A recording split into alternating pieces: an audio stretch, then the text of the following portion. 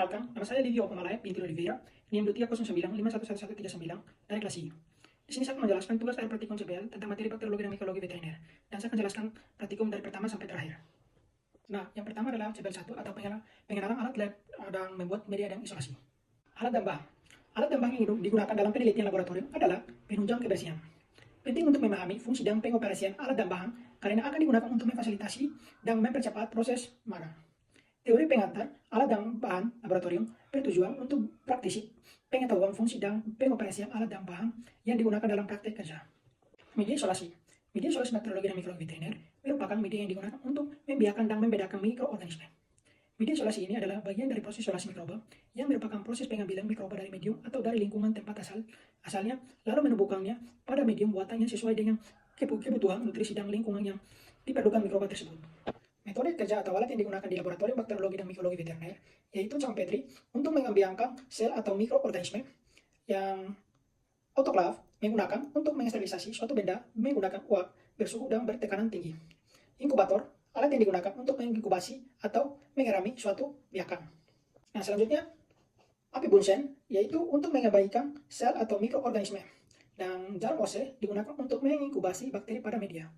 Selanjutnya, metode kerja bahan laboratorium. Nutring agar untuk mengembang biakan sel atau mikroorganisme. EMBA digunakan untuk menginkubasi bakteri pada media. Dan hati ayam yang diambil di sampel di hati ayam lalu diidentifikasikan bakteri pada hati ayam. Selanjutnya, metode inkubasi pada isolasi agar. Yang pertama, siapkan alat dan bahan yang diperlukan termasuk Bunsen, Champetri, jamur Ose, inkubator, dan agar atau ENA dan EMBA. Yang kedua, persiapkan media agar sesuai instruksi yang telah diberikan atau yang tertera pada labelnya. Pastikan media sudah siap digunakan dan steril. Yang ketiga, ambil sampel mikroorganisme yang akan diinokasi menggunakan jarum Ose. Pastikan jarum Ose steril sebelum digunakan dengan cara memastikan di atas nyala Bunsen. Yang keempat, buka Champetri yang berisi media agar dengan hati-hati bawa nyata Bunsen untuk mencegah kontaminasi. Nah, yang kelima, inokulasikan sampel mikroorganisme yang sudah diambil tadi ke permukaan media agar dengan cara menteteskan atau menggoreskan jarum Ose yang berisi sampel tersebut ke permukaan media. Yang keenam, tutup kembali Champetri dengan hati-hati, pastikan tidak ada kontaminasi dari udara sekitar. Yang ketujuh, inkubasikan Champetri yang telah dinolokasi pada suhu yang sesuai dengan kebutuhan mikroorganisme yang ditumpukan. Proses inkubasi biasanya dilakukan dalam inkubator pada suhu tertentu selama periode waktu yang ditentukan.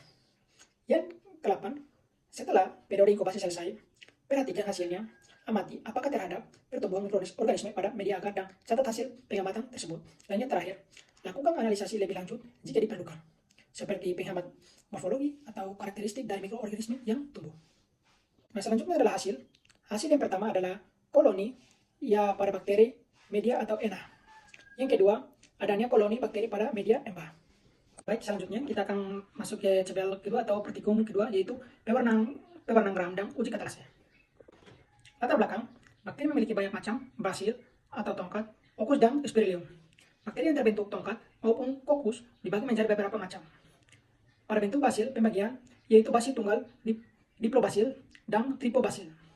Sedangkan pada kokus dibagi menjadi monokokus, diplokokus, sampai staphylococcus. Khusus spirillum hanya dibagi dua, yaitu setengah belengkung dan belengkung. Selanjutnya, alat dan bahan yang digunakan di pewarna gram dan uji katalase yaitu gelas objek, api Bunsen, dan larutan pewarna gram. Prosedur pewarna gram. Yang pertama, teteskan 2 atau 3 tetes zat warna. Pertama, kristal violet pada permukaan gelas objekan berisi bakteri yang sudah difikasi. Biarkan selama 1 menit. Yang kedua, cuci dengan air mengalir atau air kran, kemudian keringkan. Yang ketiga, tetesi dengan beberapa tetesan larutan iodin atau agar permukaan bakteri yang diwarnai dengan larutan pewarnaan. Biarkan selama 1 menit. Dan keempat, cuci sisa iodin dengan air mengalir dan keringkan. Dan yang kelima, gelas objek yang diberikan sedikit, kemudian sirami permukaan gelas objek yang berisi bakteri dengan larutan alkohol sampai larutan bekas cucian alkohol kira-kira tidak berwarna atau tanpa 30 detik. Nah, prosedur uji katalase, yaitu uji ini dilakukan dengan cara mengambil koloni pada media EMBA dengan Ose steril. Kemudian diolesin pada gelas objek, lalu ditetesin H2O2 3%. Penentuan adanya katalase terlihat pembentukan gelembung udara di sekitar koloni setelah penembahan H2O2 3%. Apabila bakteri mengeluarkan gelembung udara, berarti bakteri tersebut positif atau katalase O positif katalase. Jika tidak mengeluarkan gelembung udara, yaitu termasuk negatif katalase. Nah, hasil pewarnaan gram, ya kita lihat di gambar 22 itu, di sebelah kiri aku ada gram negatif, dan di sebelah kanan aku itu ada hasil pewarnaan gram. Nah, kesimpulannya, yang pertama, sebelum melakukan pewarnaan bakteri, kita harus membuat preparat oles bakteri. Sebelum preparat diolesi bakteri harus dilakukan filtrasi dulu. Yang kedua, teknik pewarnaan sederhana adalah teknik pewarnaan yang bertujuan untuk melibatkan bentuk tunggal dan berkoloni dari suatu bakteri. Sedangkan teknik pewarnaan gram bertujuan untuk mengidentifikasi bakteri termasuk dalam gram positif atau gram negatif. Yang ketiga, bahan bereaksi yang digunakan dalam pewarnaan gram adalah pewarnaan violet kristal, lalu rhodium atau lugol, kemudian alkohol, dan yang terakhir adalah pewarnaan safranin. Yang keempat, perbedaan antara bakteri gram positif dengan negatif setelah dilakukan pewarnaan gram adalah bakteri gram positif memberikan warna ungu, sedangkan gram negatif memberikan warna merah di bawah mikroskop. Nah, selanjutnya adalah CBL3 atau praktikum yang ketiga, yaitu identifikasi kuman dengan uji biokimia dan gula-gula. Nah, latar belakang yaitu bakteri Escherichia coli atau bisa disebut E. coli adalah salah satu jenis bakteri gram negatif yang sangat umum ditemukan dalam lingkungan alam dan manusia. Bakteri ini memiliki kemampuan untuk menfermentasi berbagai macam karbohidrat seperti glukosa, sukrosa, manitol, dan laktosa. Dalam mengidentifikasi bakteri E. coli dapat dilakukan dengan biokimia dan uji gula-gula.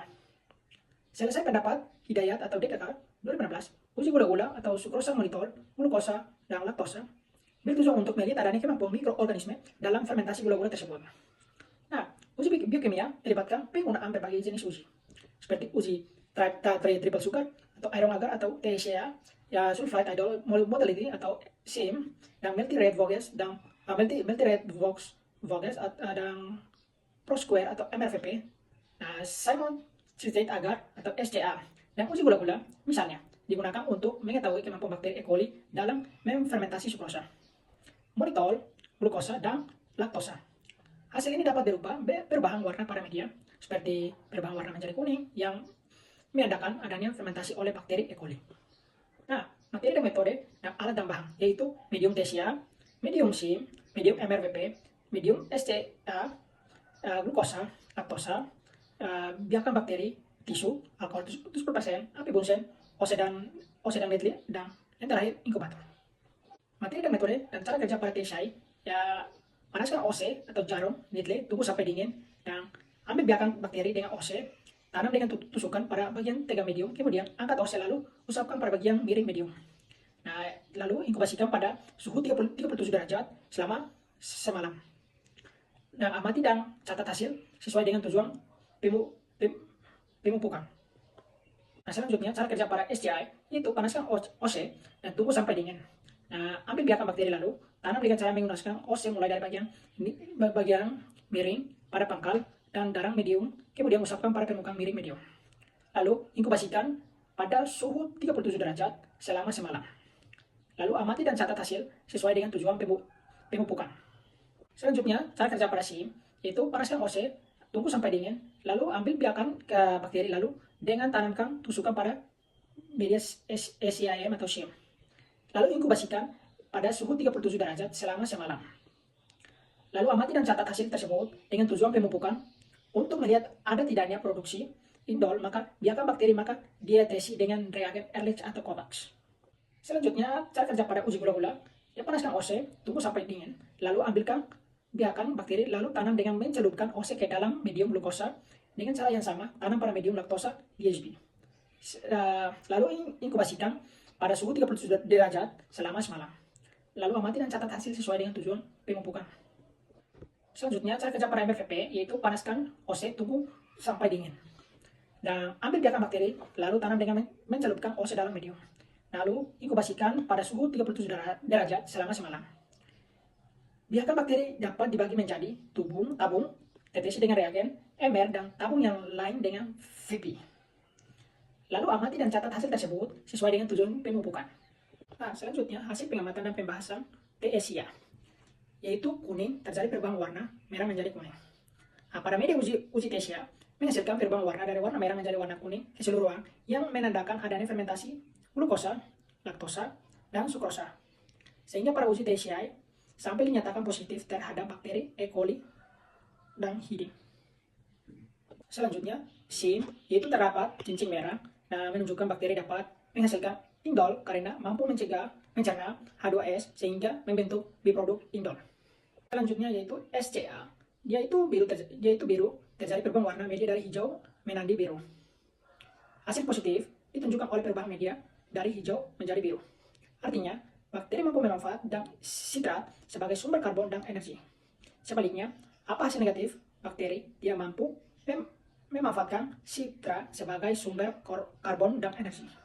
Selanjutnya, MRVP, pada gambarnya itu tertera pada yang atas itu ada merah, yaitu tabung, karena pada methyl red, yaitu MR, tes menghasilkan medium berwarna kuning sehingga negatif MR. Setelah itu dilakukan Proskauer, yaitu VP, tes yang terhadap warna kemerahan pada biakan bakteri setelah diteteskan reagen VP, sehingga menunjukkan hasil positif. Selanjutnya, uji gula-gula. Itu tabung kiri berlembung gas, sedangkan tabung kanan tidak ada kehadiran gelembung gas. Tabung kiri mengalami perubahan warna ke arah kuning hijau. Jika bakteri mampu untuk memfermentasikan gula-gula sebagai energi, maka akan ada biproduk berupa gas akibat hasil fermentasi. Kesimpulan, dari pengamatan yang telah dilakukan, berboleh bahwa uji biokimia gula-gula dapat dijadikan identifikasi bakteri E. coli. Pada media tesia terdapat tegak, tepat, dan miring slant untuk pertumbuhan bakteri. Apabila hasil bakteri positif, akan didapatkan media agar terangkat akibat adanya gas yang dihasilkan perubahan warna dari merah kuning. Dan adanya pertumbuhan pada bekas tusukan dan permukaan miring pada media sulfide indol multitradasi untuk mengetahui sifat bakteri dalam memproduksi sulfid indol dan mutilitasnya. Apabila positif, pada bekas tusukan akan berwarna biru atau pergerakan bakteri karena flagel. Dan terdapat cincin merah setelah ditetesi reagen Kovac. Pada media MRVP, positif apabila terjadi perubahan media menjadi warna biru, karena bakteri mampu memanfaatkan sitrat. Pada uji gula-gula, terdapat perubahan warna menjadi keruh dan ditemukannya gas pada tabung Durham. Nah, selanjutnya CPL 4 atau praktikum yang terakhir, yaitu uji sensitivitas kuman. Nah, latar belakang uji sensitivitas kuman sangat penting untuk memahami bagaimana antibiotik berinteraksi dengan mikroorganisme. Uji sensitivitas antibiotik dilakukan untuk mengetahui apakah suatu antibiotik dapat membunuh beberapa jenis mikroba dan untuk mengetahui daya kerja antibiotik dalam membunuh bakteri. Tujuan dari uji sensitivitas ini adalah untuk mengetahui apakah antibiotik yang digunakan masih efektif terhadap bakteri penyebab infeksi dan untuk mengetahui jenis antibiotik paling efektif dalam menghambat pertumbuhan bakteri. Metode dan pembahasan yaitu alat dan bahan. Yang pertama yaitu Pepperdase, kedua Apibunsen, yang ketiga Catambach, dan yang keempat bakteri yaitu bakteri E. coli. Selanjutnya, metode dan pembahasan. Pada gambar 6 yang ada di label ini, yaitu ada XXT, ya bisa dibilang sulfametosazole triptyphane, dan yang kedua ada K yaitu kinamisin, dan yang ketiga ada DA yaitu clindamycin, dan yang keempat yaitu C yaitu chlorampenicol, yang kelima yaitu B bisa disebut bacitracin, dan yang terakhir DO yaitu doxycycline. Nah, selanjutnya metode dan pembahasan dan cara kerja. Pertama, ambil Catambach, habis itu ambil bakteri dan sterilkan di Apibunsen. Yang kedua, usapkan bakteri yang diambil sampai merata. Yang ketiga, tunggu bakteri sampai meresap, baru ditempelkan Pepperdase dan obatnya.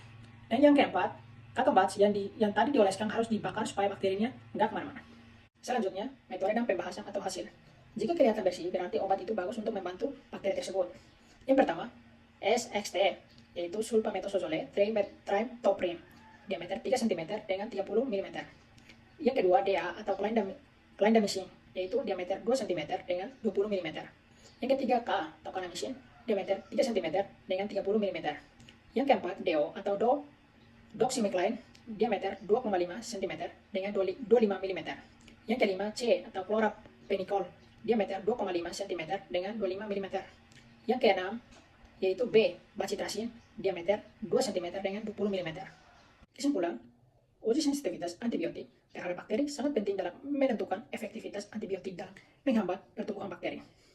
Hasil uji sensitivitas menunjukkan bahwa beberapa isolat bakteri memiliki zona hambat terhadap antibiotik, gantamisin, dan amoxicillin, serta beberapa antibiotik lainnya. Dalam sensitivitas, uji sensitivitas bakteri mikrobiologi sangat penting dalam menentukan efektivitas antibiotik dan strategi pengobatan yang tepat. Penggunaan alat laboratorium yang tepat, penggunaan media yang sesuai, dan penggunaan pewarna gram yang benar sangat diperlukan dalam prosedur uji sensitivitas bakteri. Sekian pemaparan tugas akhir praktikum CBL yang tadi sudah saya jelaskan dari CBL pertama sampai terakhir tentang materi bakteriologi dan mikologi veteriner. Apabila ada salah kata, saya mohon maaf dan saya ucapkan terima kasih dan selamat pagi.